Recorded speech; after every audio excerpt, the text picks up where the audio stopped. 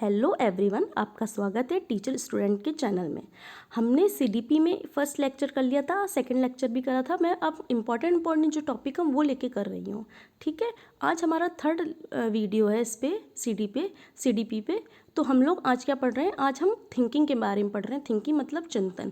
Thinking क्या है? हम अगर कोई चीज़ सोच रहे हैं, अपने मस्तिष्क में विचार कर रहे हैं, तो वो हमारी थिंकिंग है। और ये मनुष्य के मस्तिष्क में हमेशा रहती है। आपने भी ऑब्जर्व किया होगा कि हम लोग हमेशा कुछ ना कुछ सोचते ज़रूर रहते हैं। ठीक है, अगर हमारे सामने कोई समस्या आ जाती है तो उसको सॉल्व करने के लिए हम अलग अलग से अपना दिमाग लगाते रहते हैं कि ऐसे ये कैसे हो सकता है सॉल्व, है ना। तो ये हमारी दो मेन होती हैं जो सीटेट में पूछी जाती हैं। चलिए अब इसके बारे में पढ़ते हैं। चिंतन तो हम समझ गए। अब कौन कौन सी होती? एक होती अभिसारी, ठीक है, और एक होती है अपसारी। अभिसारी मतलब कन्वर्जेंट और अपसारी मतलब डाइवर्जेंट। सबसे पहले हम पढ़ते हैं अभिसारी। अभिसारी थिंकिंग क्या होती है? जो हमारी थिंकिंग होती है वो एक बिंदु पर केंद्रित होती है, मतलब एक पॉइंट पर केंद्रित होगी। इस प्रकार की चिंतन में हमें कल्पना करने की ज़रूरत नहीं पड़ती, मतलब हम इमेजिनेशन नहीं करते हैं। केवल हमसे पूछ लिया जैसे कि हमारा भारत है वो कौन से कॉन्टिनेंट में है, तो हम बता देंगे एशिया में है ना। ऐसे हमसे पूछ लेंगे कि हमारे देश का नाम क्या है? भारत। मतलब एक सिंपल क्वेश्चन पूछा और उसका सिंपल जवाब दे दिया, तब होगी हमारी अभिसारी चिंतन या कन्वर्जेंट थिंकिंग।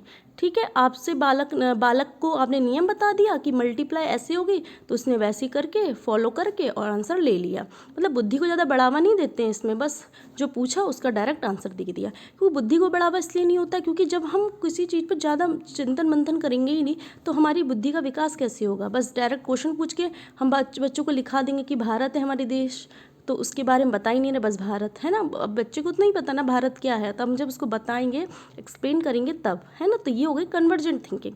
अब आई सेकंड अपसारी चिंतन। अपसारी चिंतन को क्रिएटिविटी थिंकिंग भी बोलते हैं क्योंकि इसमें हम क्रिएटिव होकर सोचते हैं चीज़ों को। ठीक है ना। इस चिंतन से ही क्या होती है? खोज, आविष्कार, मौलिकता को बढ़ावा मिलता है। जब कोई व्यक्ति के सामने समस्या रखी जाती है तो व्यक्ति उस समस्या के समाधान के लिए अपने जो इमेजिनेशन है उसको करता है। जैसे पुलिस के सामने एक केस आया कि चोरियां हो रही हैं, ठीक है, किसी कॉलोनी में बहुत चोरियां हो रही हैं, तो वो पुलिस वाले क्या करेंगे? बहुत टाइप के अपनी थिंकिंग करेंगे। वो किस में आएगी? Divergent thinking. अलग अलग सोचेंगे कि कैसे ऐसा हो सकता है, कैसे हम बचा सकते हैं, इस टाइप से। तो वो हो गई हमारी अपसारी चिंतन। और अपसारी चिंतन को क्या कहते हैं? आउट ऑफ द बॉक्स पर आधारित होता है। किस पे? आउट ऑफ द बॉक्स, यानी बॉक्स पर नहीं है, बाहर निकल गया, कोई बॉक्स बना दिया, बॉक्स में नहीं, उससे निकल के जो थिंकिंग हम कर रहे हैं वो कौन सी थिंकिंग होगी? अपसारी, डाइवर्जेंट। आप इसको ऐसे भी लर्न कर सकते हो। अप मतलब ऊपर उठना, है ना। ऊपर उठना मतलब आप अपने बॉक्स से ही निकल गए हो, तो आउट ऑफ द बॉक्स। ठीक है, यानी कि आपने मौलिकता दे दी किसी थिंकिंग में, बहुत ज़्यादा आपने सृजनात्मकता दे दी किसी थिंकिंग में, क्रिएटिविटी कर दी किसी थिंकिंग में, तो वो सब किस में आएगी? अपसारी चिंतन। होप सो आपको समझ आ गया होगा अपसारी और अभिसारी में अंतर भी मैंने बता दी कैसे क्या होती है। ठीक है, और ये ज़रूर आप नोट डाउन कर लीजिएगा। ठीक है, वीडियो कैसा लगा? अगर वीडियो अच्छा लगा तो लाइक करिएगा, share and subscribe. Thank you.